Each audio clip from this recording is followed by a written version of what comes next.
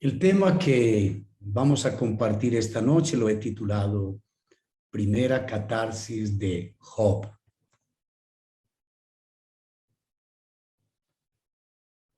Mirad que tenemos por bienaventurados a los que sufren. Habéis oído de la paciencia de Job y habéis visto el resultado del proceder del Señor. Que el Señor es muy compasivo y misericordioso. Santiago capítulo 5, versículo 11. Pone entonces a Job como ese modelo, ese ejemplo de hombre que sufrió terriblemente, pero que también fue bienaventurado por la manera como él perseveró, persistió y permaneció sin maldecir a Dios en medio de sus terribles sufrimientos. Bienaventurados es que Job alcanzó finalmente la felicidad. Bienaventurados significa felices, dichosos. ¿Por qué? Porque dice, y habéis visto el resultado del proceder del Señor, que el Señor es muy compasivo y misericordioso, es decir, el final que tuvo Job fue un final bienaventurado.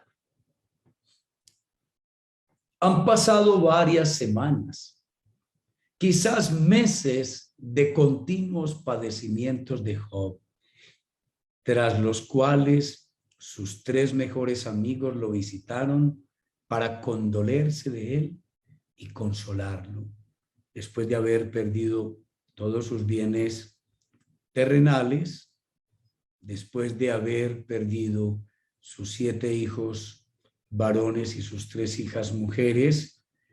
En un solo día llegó golpe tras golpe.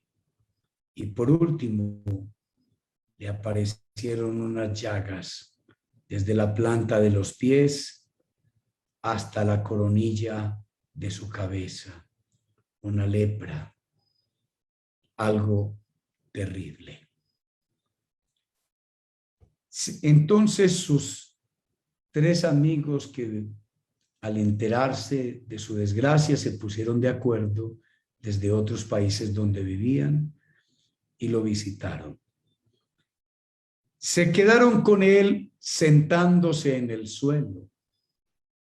Acordémonos que Job se fue para el basurero municipal donde se quemaban los desechos y allí se sentó y se esparció cenizas, rasgó sus vestiduras y se quedó en un estado de duelo terrible.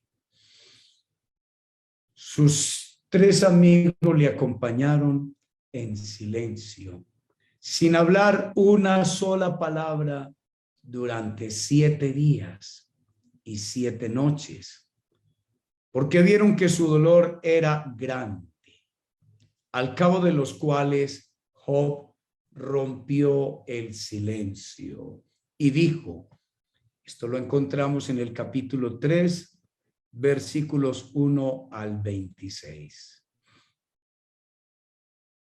Después abrió Job su boca y maldijo el día de su nacimiento.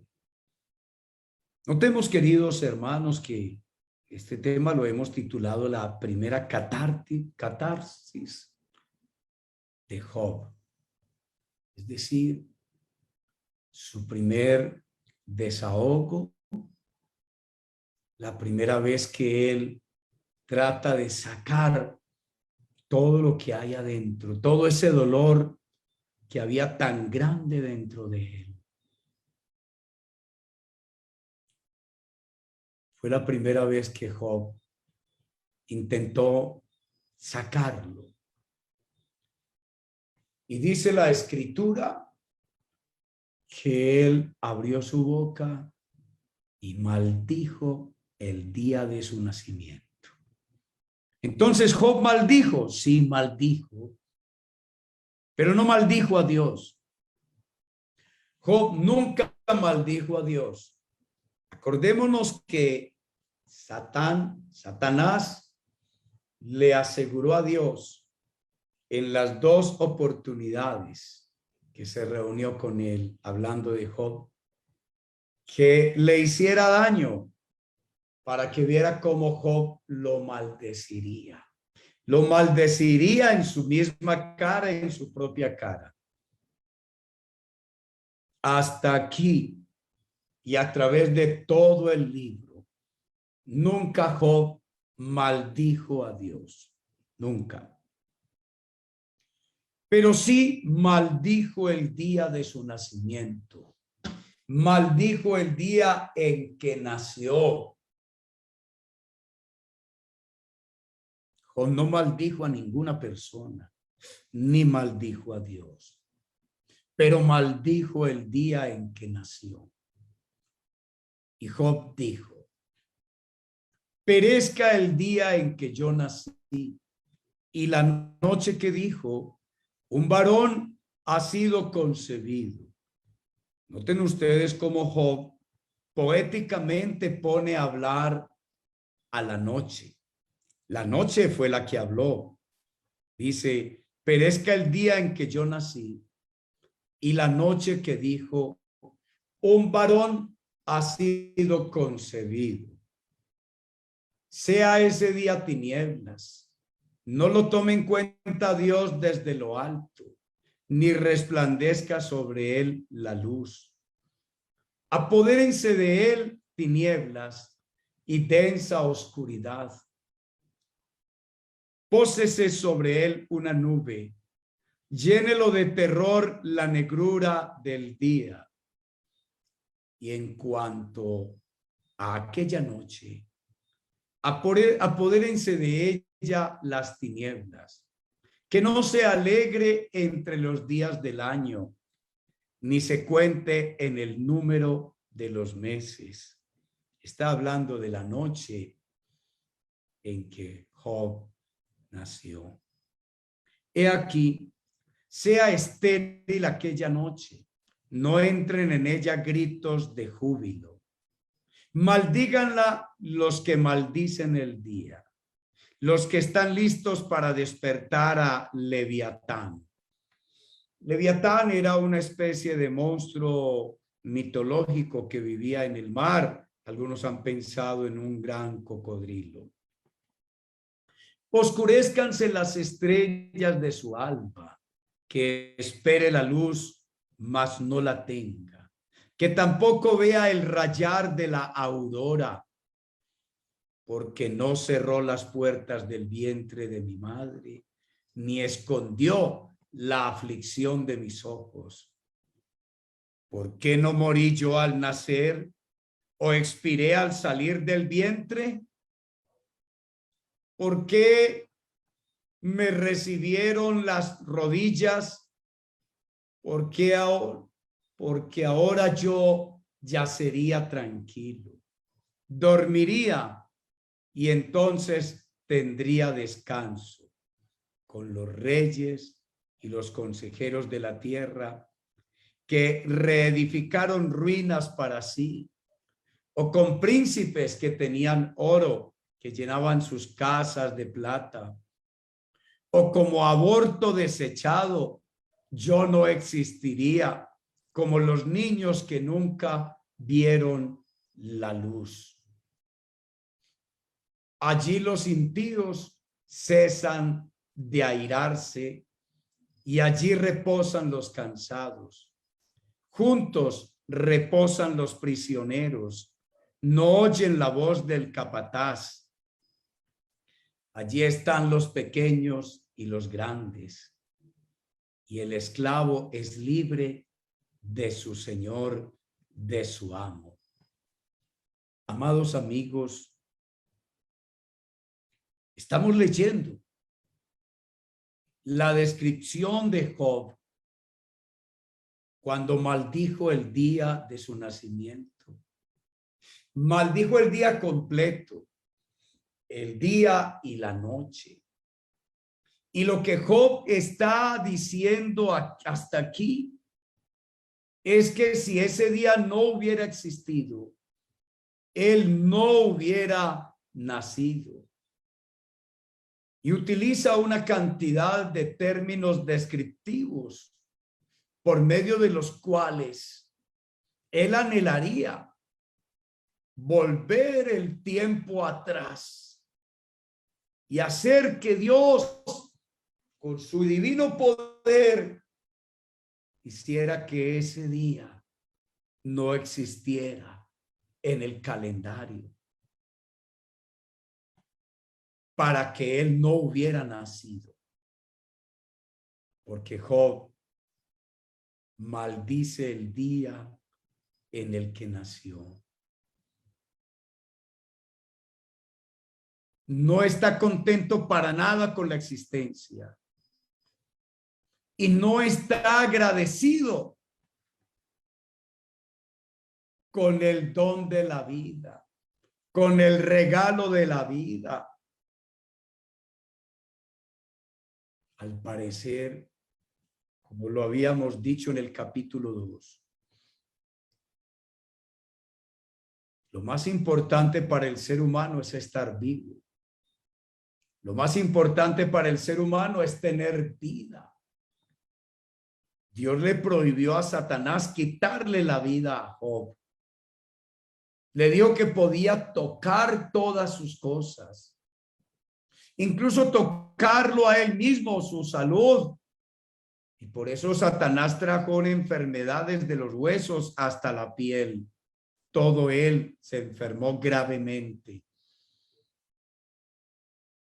Pero Dios le prohibió a Satanás quitarle la vida a Job,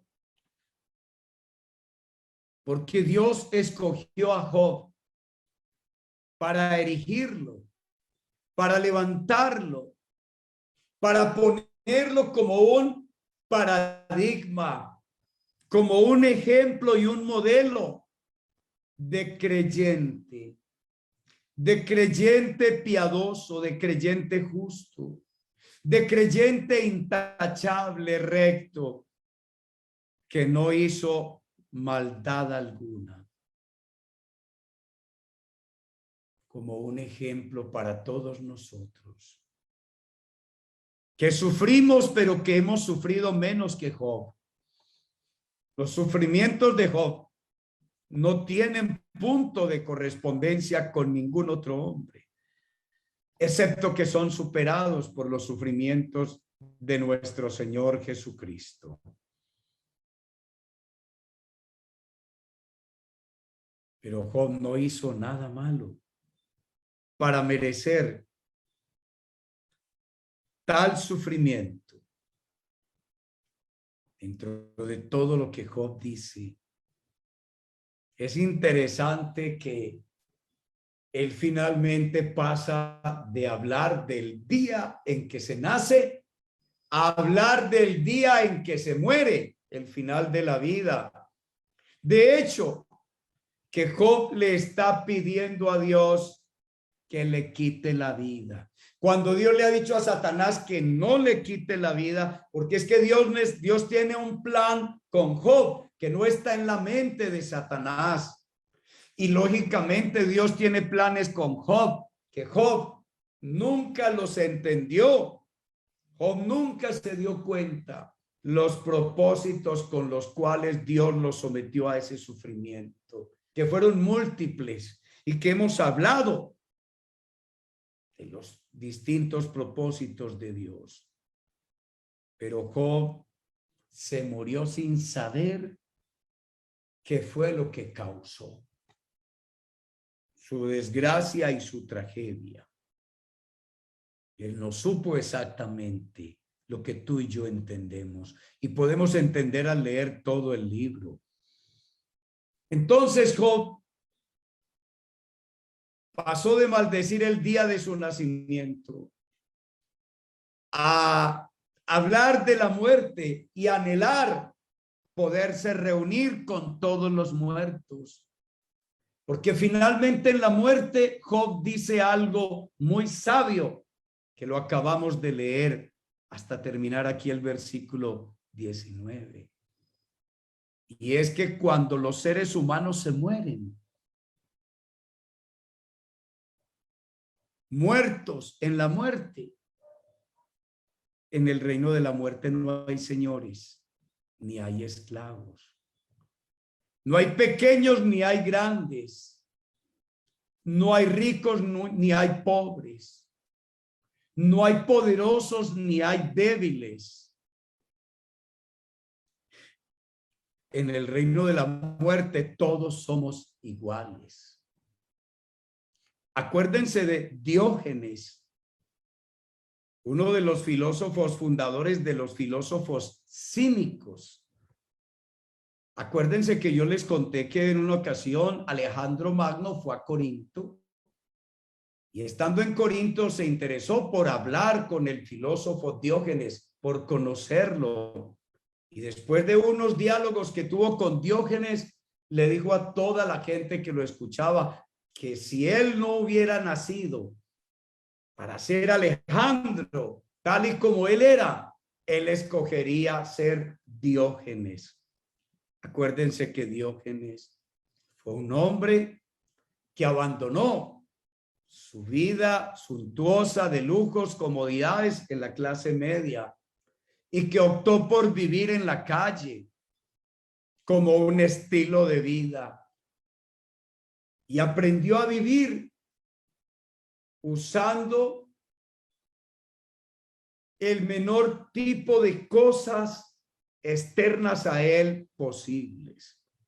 Acuérdense que en una ocasión hasta tiró la bolsa donde llevaba sus platos para recibir comida, porque descubrió que un niño en una rebanada de pan podía echar su sopa de lentejas y después de comérsela con sus manos, que no necesitaba cuchara ni plato, usó las manos para tomar agua y se dio cuenta que no necesitaba taza o un tazón para tomar agua.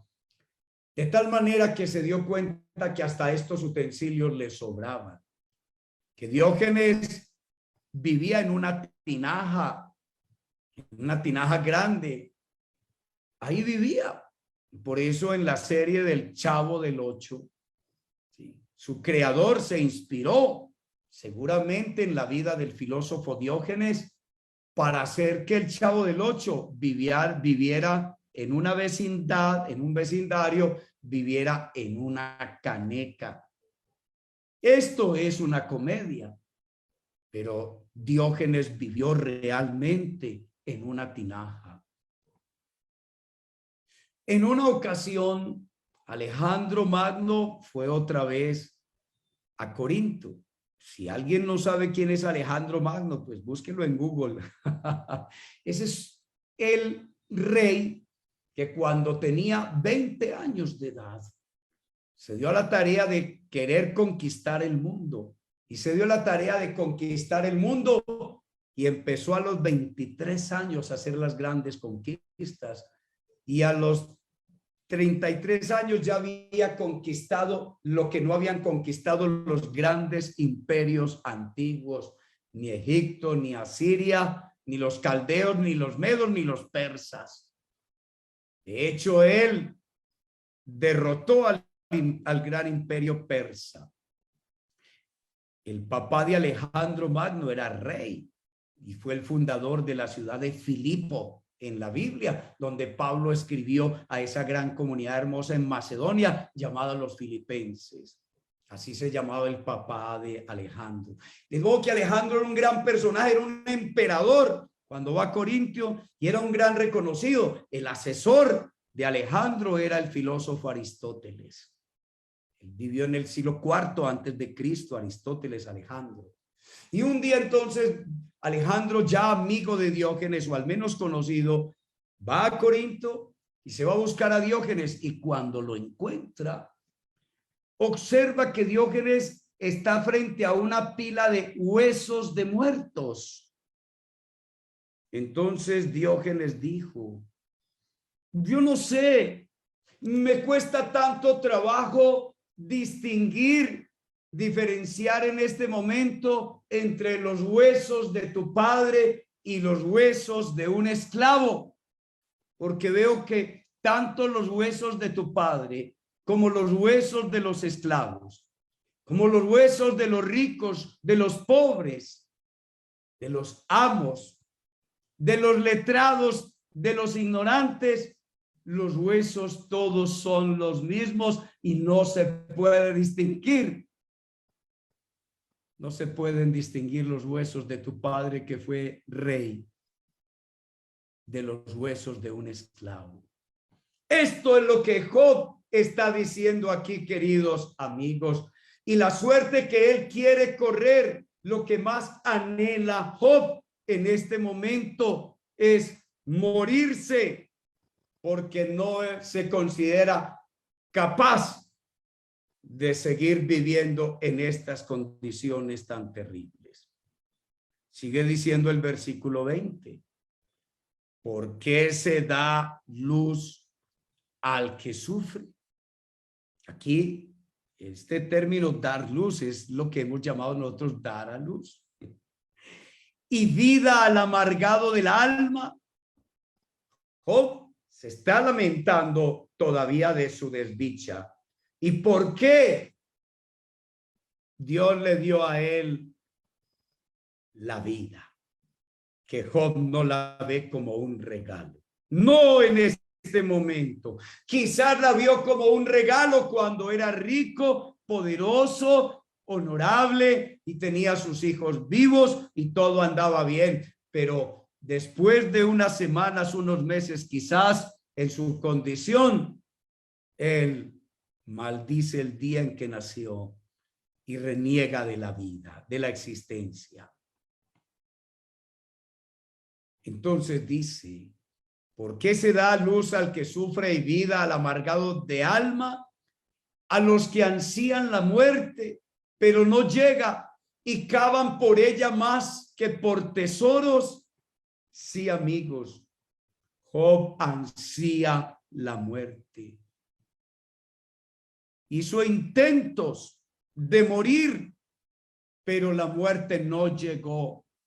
Él anhelaba que la muerte llegara. Quizás por eso no buscó medicina, sino rascarse con un pedazo de tinaja. Y dice, la muerte no llega. Y cavan por ella más que por tesoros. Job trató de enterrarse en esta tierra, buscando la muerte con más amor, con más deseos que el que busca el oro y la plata, que se alegran sobremanera y se regocijan cuando encuentran el sepulcro. Sí, no había una dicha, un gozo más grande de Job en ese momento, algo que le diera más esperanza de ponerle fin al sufrimiento que poder encontrar la muerte. ¿Por qué dar vida al hombre que camina a ciegas y a quien Dios ha cerrado el paso por todos lados? Es que Job no encontraba ninguna manera de escapar de sus sufrimientos. No hallaba ninguna salida. Y le pregunta a Dios, ¿qué sentido tiene que le dio la vida? ¿Sí? Si él no sabe para dónde va. Él no sabe qué le depara y qué le espera el destino después de tanto tiempo que ni siquiera ha sido recompensado con la muerte para poder descansar. Versículo 24 dice, porque no puedo comer a causa de mis sollozos y mis gemidos se derraman como agua.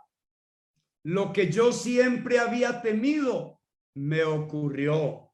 Se hizo realidad lo que me horrorizaba, pero lo que Job no sabe es que Satanás ha acechado su vida y como un ser invisible que le ha causado este daño en sus huesos y en su piel, y que le ha causado estos estragos tan grandes y ha hecho que su esposa le incite para que también maldiga a Dios, y le ha rodeado de tanta aflicción y de tanto tormento. Lo que Job no sabía era que Satanás podía conocer los deseos de su corazón, sus anhelos positivos, pero también podía conocer sus miedos. Y justamente dice Job, todo aquello a lo que yo le tenía miedo, yo dije, a mí que me pase esto, que me pase aquello, que me pase lo otro, pero Dios no quiera que nunca me vaya a pasar tal cosa. Y cuando Job pensaba en eso, cuando Job decía eso, Satanás, que estaba ahí al lado de él, al acecho como un león hambriento, le causaba ese mal. Se hizo realidad lo que me horrorizaba. Así es, queridos amigos, Satanás se alimenta para hacernos daño, para arruinarnos, para destruirnos de aquellas cosas a las que más le tememos. Conozcamos pues la obra del diablo para que sepamos cómo guardarnos y cuidarnos de él. Versículo 26. No tengo tranquilidad, no tengo quietud, no tengo sosiego, más bien me invade la desesperación. Miren ustedes el estado de este hombre. No tengo tranquilidad, no tengo quietud, no tengo sosiego, más bien me invade la desesperación. Hay que unir a esto el versículo 24 que dice, no puedo, porque no puedo comer a causa de mis sollozos y mis gemidos se derraman como agua, sus gritos, sus clamores. Todo en Job eran convulsiones dolorosas, dolor desde los huesos hasta la piel. Mejor dicho, como han dicho, le dolía el pelo. No había nada sano en él. Hedía. Sentía ese escozor, esa piquiña, esa rasquiña todo el tiempo, ese comezón desesperante con el que seguramente se arrancaba los pedazos de carne que hedía. Aparte de eso, el fastidio, la repugnancia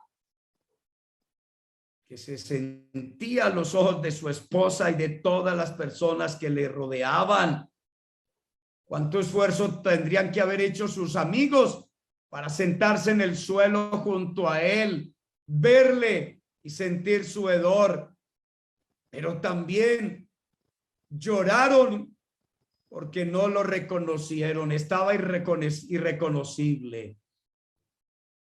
Y vieron que su dolor era tan grande que no encontraron palabras de alivio, de consuelo para su amigo. La situación de Job era terrible.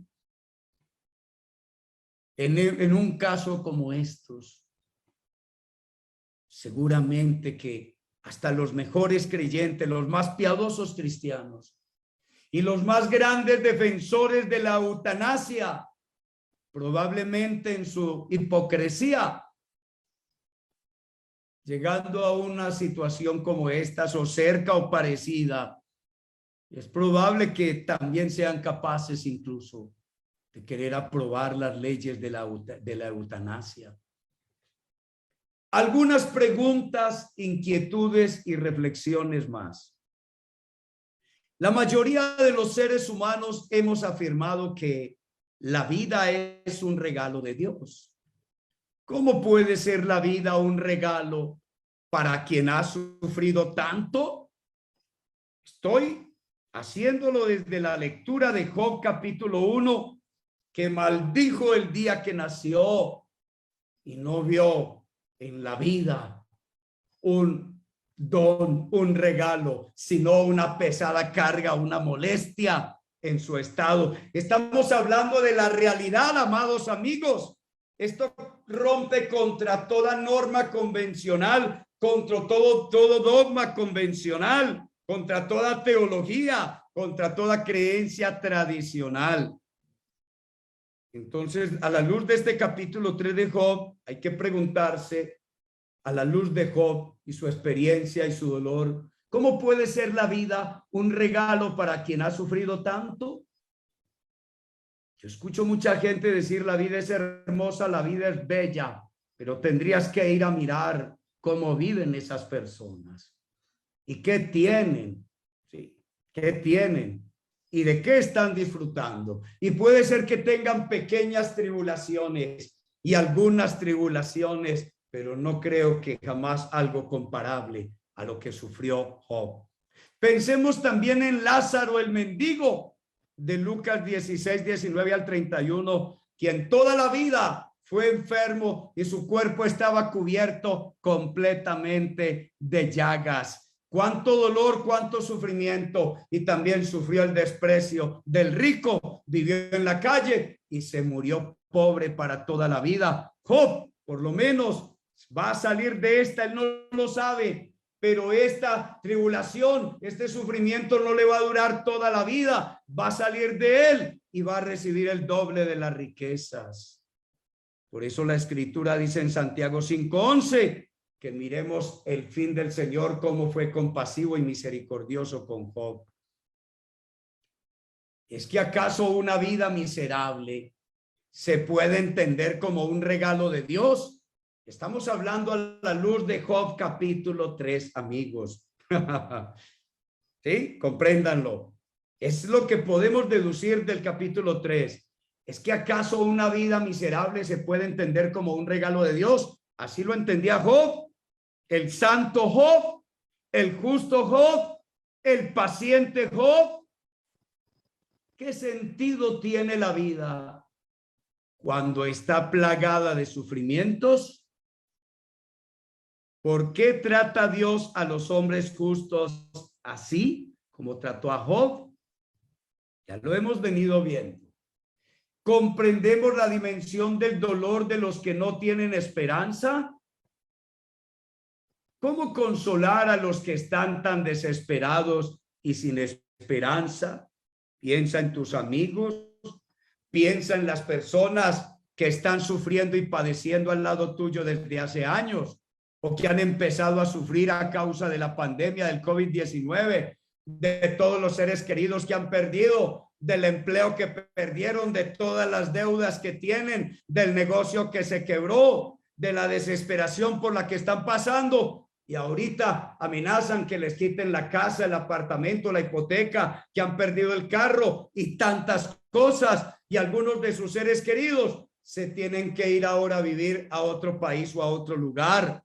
O los que han sido desplazados de sus tierras, los campesinos, que también han perdido seres queridos con COVID y les han llegado tantas tragedias.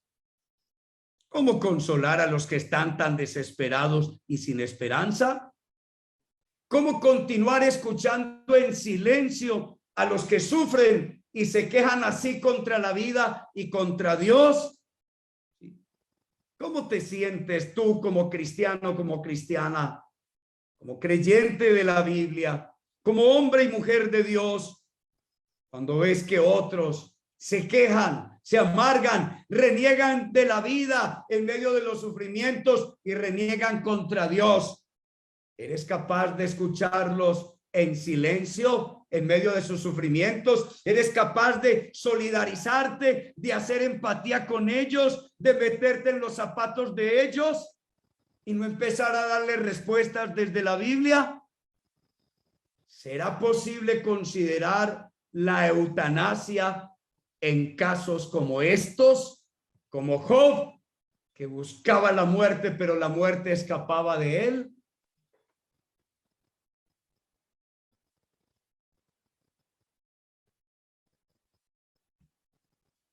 Así, queridos amigos, continuaremos aprendiendo de la Biblia, de la revelación de Dios, porque fue el Espíritu Santo el que inspiró este capítulo 3 del libro de Job, en el que Job maldijo el día en que nació, en el que Job no agradeció el don de la vida, en el que Job buscó la muerte con ansiedad, con desesperación, pero no la encontró. Este capítulo 3 es un capítulo que Dios te ofrece y me ofrece y nos ofrece a nosotros para que reflexionemos sobre las realidades del sufrimiento humano y seamos más profundos y entendamos más la complejidad de la doctrina del Evangelio de Jesucristo, que nos revela otro secreto de Dios. Me encantó estar con ustedes. Les espero mañana a las 5 de la mañana en nuestro tiempo fuerte de oración y durante el día, y a las 8:30 seguiremos estudiando y hablando desde el libro de Job sobre el sentido del sufrimiento humano. Por favor, avancen y léanse el libro por cuenta de ustedes. Bendiciones.